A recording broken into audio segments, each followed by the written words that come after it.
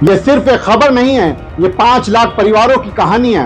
वो लोग जो रोज सुबह उठकर काम पर जाते हैं, जिम्मेदारी निभाते हैं, सरकारी सिस्टम को चलाते हैं, लेकिन उनके नाम के आगे आज भी लिखा है संविदा। 16 साल, जी हां, पूरे 16 साल काम करने के बाद भी अगर कोई अस्थायी कहलाए तो ये सिस्टम पर सवाल नहीं है क्या?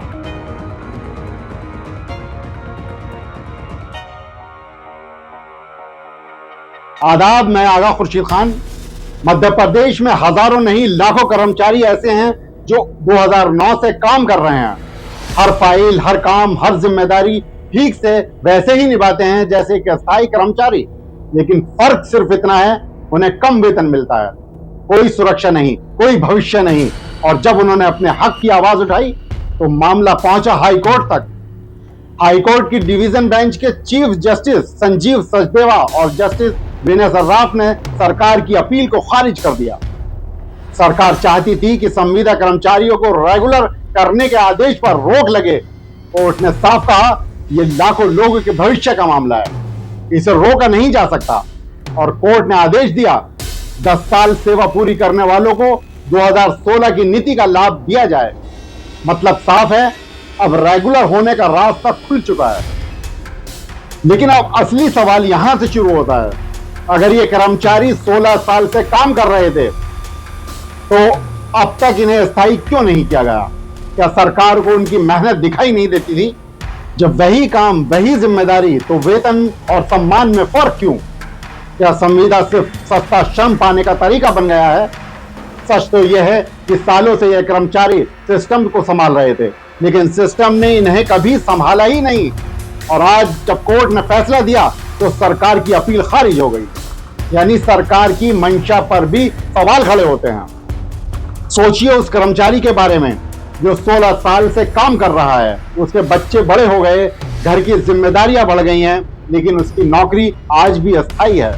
हर महीने ये डर कि पता नहीं अगला कॉन्ट्रैक्ट मिलेगा या नहीं।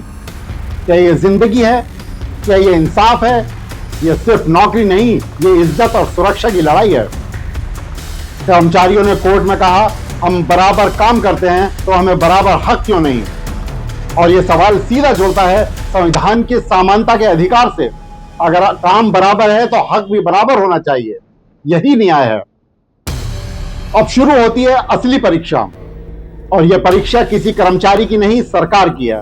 क्या सरकार कोर्ट के आदेश का सम्मान करेगी या फिर नए नियम, नई फाइलें, नई अड़चनें खड़ी करके इन 5 लाख कर्मचारियों को फिर से इंतजार में धकेल देगी? क्योंकि सच यह है, अगर नियत साफ होती तो यह फैसला कोर्ट को देना ही नहीं पड़ता। 16 साल, पूरे 16 साल तक ये लोग सिस्टम चलाते रहे और सरकार सिर्फ संविदा का लेबल चिपकाकर अपनी जिम्मेदारी से बचती रही। क्या यह शोषण नहीं है? क्या यह सस्ता श्रम लेकर सिस्टम चलाने का तरीका नहीं है? और सबसे बड़ा सवाल, जब चुनाव आते हैं तो वादे क्यों किए जाते हैं, लेकिन जब हक देने की बारी आती है तो सरकार पीछे क्यों हट जाती है? आज कोर्ट ने रास्ता दिखा दिया है, लेकिन क्या सरकार उस रास्ते पर चलेगी भी या फिर यह फैसला फाइलों में दबा दिया जाएगा जैसे पहले कई बड़े फैसले दबा दिए गए? याद रखिए, यह सिर्फ एक आदेश नहीं है, यह 5 लाख परिवारों की उम्मीद है। ये उनकी इज्जत, उनका भविष्य, उनकी जिंदगी है। अब देश देख रहा है, कर्मचारी देख रहे हैं, सरकार फैसला लागू करती है या फिर एक बार फिर उनकी उम्मीदों के साथ समझौता करती है। दोस्तों, ये लड़ाई यहीं खत्म नहीं हुई है, ये तो बस शुरुआत है। आज फैसला आया है, लेकिन असली इंसाफ तब होगा जब हर कर्मचारी को उसका हक जमीन पर मिलता नजर आएगा। और अगर इस बार भी इन 5 लाख कर्मचारियों को टालने की कोशिश हुई तो यह सिर्फ एक वर्ग के साथ अन्याय नहीं होगा, ये पूरे सिस्टम की नीयत पर सवाल होगा। इसलिए आवाज उठाइए, खामोश मत रहिए, क्योंकि जब आवाज उठती है तभी बदलाव आता है। अगर आप भी मानते हैं कि मेहनत करने वालों को उनका पूरा हक मिलना चाहिए तो इस वीडियो को सिर्फ देखिए मत, शेयर कीजिए, अपनी राय दीजिए, इस मुद्दे को हर घर तक पहुंचाइए ताकि कोई भी सरकार अब किसी मेहनतकश की आवाज को दबा ना सके। आप जुड़े रहिए मुस्लिम टुडे के साथ, क्योंकि ये सिर्फ खबर नहीं, ये आपकी आवाज है, आपकी ताकत है। मुस्लिम टुडे, आपकी अपनी आवाज। शुक्रिया।